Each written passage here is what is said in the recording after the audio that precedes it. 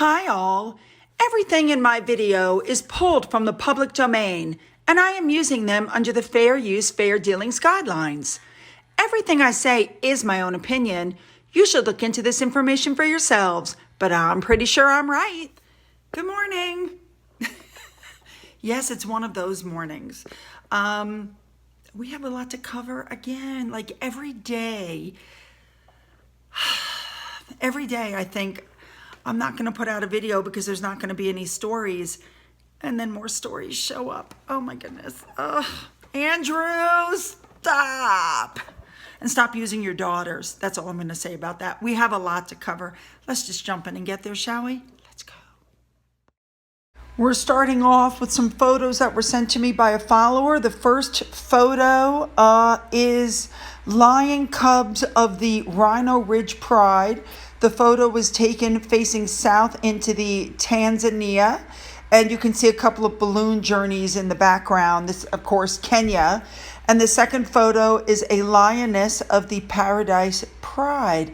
Apparently, 12 of them, she reported, walked past them as they sat in their vehicle. Really cool. Thank you, Gareth, for these fabulous, fabulous photos. All right, this next photo was sent to me by a follower named Melanie. It is a photo from a U.S. couples website that's devoted to Iceland. Apparently, it's a very touristy place. This is a plane that crashed back in 1973. And so you get it in, and I think, is it called the Aurora Borealis? That's an amazing photo. All right, moving on. Next up, I want to give a shout out to this channel that I just discovered. One of my followers sent it to me. She is a African descent former actress who put up a video called My Beef with Meghan Markle. I found her reporting to be very balanced and fair. I don't know, I just like her. You guys should just look her up. She does more than the royals, as you can see above. She does beauty and fashion and all this other stuff. You should definitely take a look at her. All right, let's move on. All right, we're going back to the podcast thing again, because I'm still getting emails from people. It's number one. It's number one. It's not number one. So here you go. If you look above where it's listed as number 38 in the UK. Do you guys see that? Here she is listed 38 in Japan. Okay, so let me point this out to you one more time. Let me see if I can explain this one more time just to make sense because of the number of emails I'm getting. If you look on the left, that is the Joe Rogan Experience. Now, he has had hundreds of millions of views, okay? And his episodes, each episode has had hundreds of millions of views. And so on the charts, it's listed as number 1, 2, and 3. Okay, and Meghan Markle is listed as number 5. Now, Spotify pushed her up to number 1, and her podcast has only had 14,000 views. So if Joe Rogan has had hundreds of thousands and Meghan Markle's only had 14,000, how is she listed as number 1? There you go. And her, I'm not going to, her crazy rabid fan base is trying to help hyperinflate the numbers. And here's some proof of that. Look at the bottom, rated 100 times. Like they're all rating it hundreds and hundreds and hundreds of times. And I believe people bought bots. They bought views. There you go. Spotify wants you to believe her podcast is number 1. They want you to believe this is a great success because they need it to succeed. But the truth of the matter is, it's not good. And 98% of people, as I showed you the other day in that article, 98% said they're not going to listen to it because it's horrible.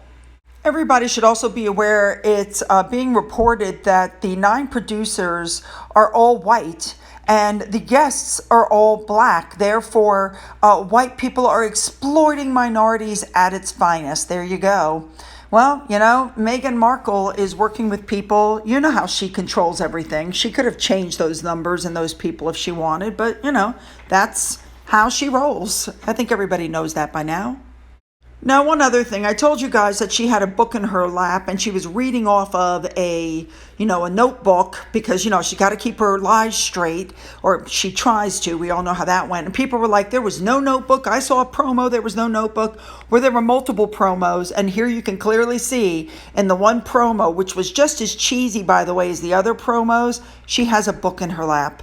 There you go. She was reading off of a script, just like I said she was. Okay, let's move on. All right, moving on. Do you guys remember I showed you this yesterday, that Andrew is essentially up his mother's rear, constantly bothering this 96-year-old woman to get his role back, and it's not working? Well, since it's not working, he's decided to involve other family members. Yes, ladies and gentlemen, it's being reported that Andrew's daughters are going straight to Charles and begging him to give their dad a way back into royal life. I think they know that Charles is going to be in charge of this whole thing. And apparently Charles told them that there's absolutely no chance of Andrew returning. Apparently there was a summit with the daughters over tea and biscuits at Charles's home on the Burke Hall estate in Scotland. They're all there right now while the Queen is in Scotland. And days earlier, Andrew and Charles had a quote-unquote business meeting, which helped the Duke of York argue his case. But despite hearing all three of them, they're saying there will not be a change. Apparently the daughters, the ex-wife Fergie, they're all standing by him. And it's being reported that since he stepped down and lost his royal roles, he feels like he's been left with next to nothing, and he's spiraling down, and he really wants to come back, but it's just really just not possible. All right, moving on. Now, as they're all in Scotland, it has been noted that Charles is making a lot of daily visits to his mom. Nobody's seen her since July 17th, I believe it is. People are concerned, but I'm sure that those visits have something to do with Andrew, and I'm sure maybe she's giving Charles, I know this sounds crazy, but like last minute instructions, you know what I mean? Hopefully she'll be around another year or two, but you never know. Okay, moving on. All right, moving on. The articles have come out that William and Harry will not mark the 25th anniversary of Diana's death together in public or in private. I think we all know at this point, Harry is already marking it and talking about it. He did it at the polo match. Harry thrives off his mother's memory. He needs it to make money. He puts it all over his Archewell website. He's talking about his mother. He's invoking the memory of his mother. We already know what's going to be in the book. He thinks that the palace killed his mother. On and on and on it goes. He will not let Diana rest in peace because he needs her to make money. And the thing that's really sad about this entire situation, if you guys remember, Harry and William agreed years ago not to talk about her, not to profit from her. And of course, that agreement went right out the window for Harry. Unbelievable. All right, moving on. Now, the next story that came out was that Meghan Markle is going to be really upset with Harry if the memoir that was written is not released. We all heard it. Meghan helped him write these memoirs. We know that she's going to trash the royal family in these memoirs. It was supposed to be launched in October. It's not going. Now, there's a lot of talk out as to why the book is not coming out. And we've heard a lot of different excuses why it's not coming out. They don't want to release it at the same time as Michelle Obama's book. There's risks with his family, but they need more money. So what's really the story? Well, this came up, which I might believe. It's being reported from Markle News 1 that the reason the book is being delayed is because Meghan's podcast is too low. Her, their quote unquote currency after the Jubilee is too low, and they're not getting along. The marriage is seriously in trouble, and divorce could be announced. Harry is therefore pushing the date back. He doesn't want to drop such a book that's going to slam his family when, if the marriage ends, he's going to have to go back to his family for help. So therefore, he's hesitant to release the book.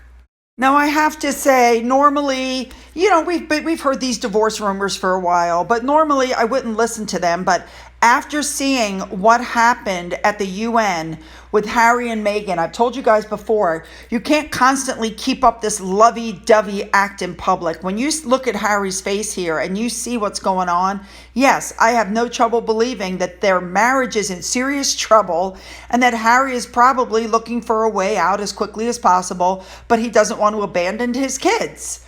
So yes, I believe they may be holding the book back for that reason. Absolutely. Now, the South African debacle continues. They're upset. They don't want Meghan to ever step the foot back on their land. All right, so yeah, the Sussex squad has an interesting take on this whole thing from their tweets. Anyway, it appears. This member said that the way they had us thinking they were a great nation, laughs in Duchess Meghan's laugh, the place is a dump, an international laughing stock. That's what they're saying about South Africa. This one's interesting. I'm laughing so hard. Who else noticed the real South Africans are limiting who can answer to their post after finding out they were played and reduced to gullible, useless idiots and house Negroes? They obeyed the British right-wingers. Yes, they're calling South Africans gullible, useless idiots and house Negroes. Wow. ND17 pointed out that she found a tweet where the people of Africa are stupid and easily manipulated, according to the tweet. So basically, demonstrate your racism while denouncing racism. Exactly.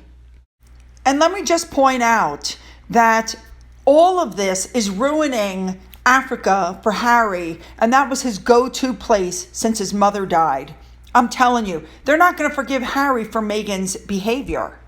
By the way, this was a picture taken of them at the quote-unquote housing unit during a reception there.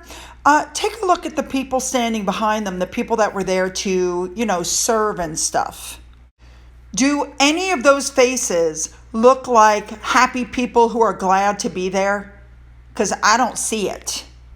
Here it is a little bit closer up.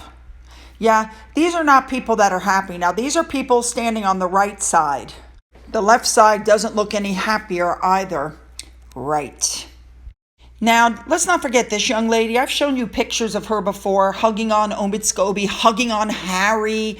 She's a massive squatty, and it's being alleged that she called the African people ignorant. That would not surprise me. Now, in an attempt to smooth things over, according to Neil Sean, Prince Charles and Prince William are writing to the British High Commissioner to basically apologize for Harry and Meghan's behavior. If I were them, I would not do that. If I were them, I would remove them from the royal website, and then I would take the steps to remove them officially from the royal family and just be done with it. They should have done that at the end of their first year. They should have just ripped the Band-Aid off and did it all. Now, as soon as that is done, they're going to cry victim some more. Aye. Okay, moving on. Do you remember I showed you that Harry flew on another private jet out to play polo with his friend Nacho? And I showed you all these pictures, Harry looking happy with his friend, and I showed you a couple of videos of him. There were some videos online that I'm not posting showing him playing. And those videos, there was like no cheering, no clapping. I was like, what the heck is going on? And remember I showed you that Nacho put up a post showing that they were there? And I thought, why did he do that? Here's why. There was nobody there, literally. There were no spectators. That's right, ladies and gentlemen. The stands were essentially empty. And remember I showed you the photo of them collecting their trophy? There was nobody around then either. Like, I don't think that they are the draw anymore that they think they are. That must be why Nacho had to put up that post. Oh, so weird. Now, I just want to add, as far as the polo playing goes, I'm not going to sit here and say Harry was on drugs or drunk or whatever, but there was something definitely going on with Harry. His behavior, I don't know, maybe it was because he was away from Meghan. I don't know. But look at him in this photo. Now look at him in this photo. You guys seeing what I'm seeing? He's like over excited. I mean, you get excited, but this is literally like overexcited. How about this one? I mean, you guys, there's something really, really, really going on with this man. Who knows? Yeah, I don't know, but he's acting very oddly. Okay, now remember yesterday I showed you this article and it talked about how humiliating it is for Harry, who's, we know all about him. He was a prince, he was a soldier and all of this stuff, and he was one of the most loved royals. And now he is a walk-on part in the Meghan show, right? It's really sad. So with that in mind, I want to give full credit to Harry's gray suit, who showed in a video compilation some of Harry's walk-on parts for the Meghan show. Watch this.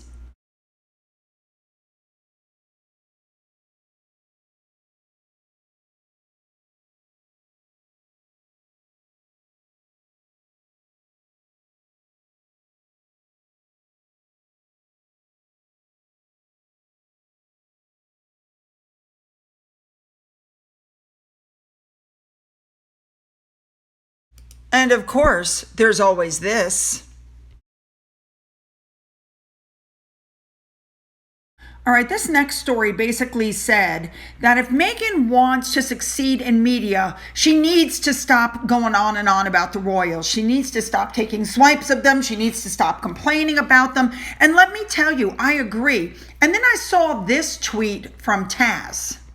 So I find this absolutely amazing. So her first royal engagement was December of 2017. Her last was March 8th of 2020.